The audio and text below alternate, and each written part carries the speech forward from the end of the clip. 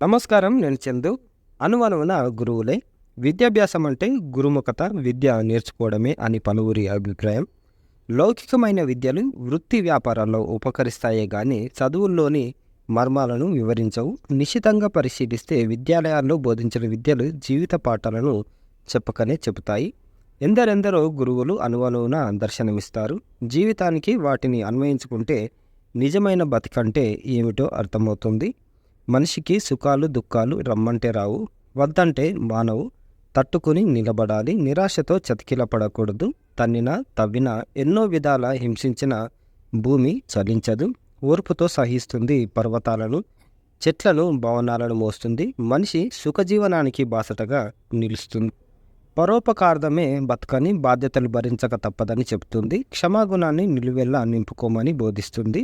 ఓర్పు సహనమే ఉన్నత జీవితానికి సోపానాలని వివరిస్తుంది. నిర్మలత్వానికి, స్నిగ్ధత్వానికి, మాధుర్యానికి పెట్టింది పేరు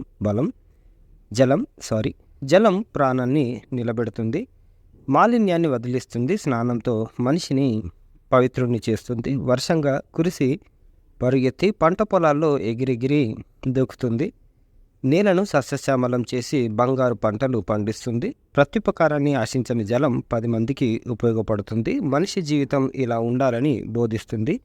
మనిషి తన సత్ప్రవర్తన ద్వారా సాటి మనిషి అభిమానాన్ని పొందగలడు. వారి గుండెల్లో గూడు కట్టుకోగలడు. ఒకరికి సాయం చేస్తే మనకు దైవం సహాయపడతాడని మనిషి నమ్మకం.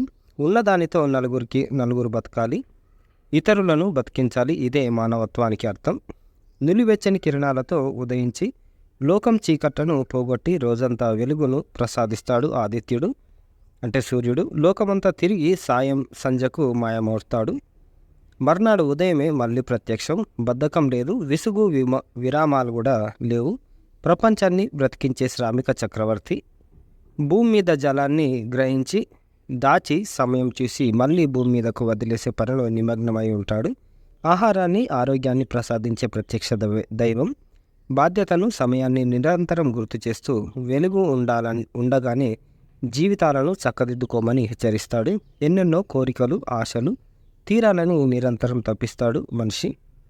అనుకున్నవి నెరవేరితే ఆనందం, లేకపోతే విషాదం. వికారం లేని ప్రశాంత జీవితాన్ని అనుభవించమని చెబుతోంది సాగరం. అగాధమైన లోతులు గల తనలో ఎన్నో నదులు వచ్చి కలిసినా ఎప్పుడు పొంగిపోదు. వేసవిలో నదులు రాక తగ్గిన తాను ఎండిపోదు. దేశ కాలభేదం వల్ల విచ్ఛిన్నం కాదు. తన గర్భంలో ఏమున్నాయో తెలియనివ్వదు. వచ్చి చేరిన వాటిని ఉంచుకోదు, తీరానికి చేరుస్తుంది.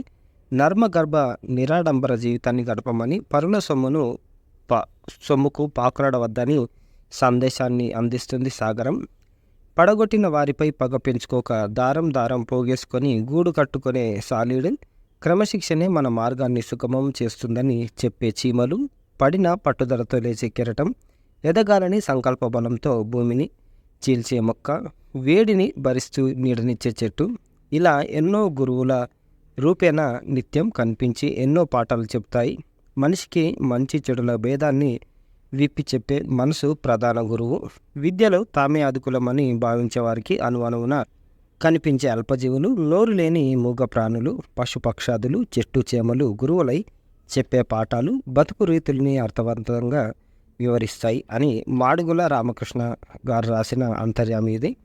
అంటే ప్రతిదీ అనువున గురువులే అంటే ఎక్కడ పోయినా మనం నేర్చుకోవాలి అంటే ఏదో ఒకటి నేర్చుకోవచ్చు.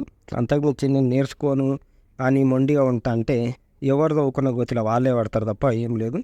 ప్రతి దాని నుంచి మనం ఏదో ఒకటి, చెడు నుంచి కూడా మంచి నేర్చుకోవచ్చు.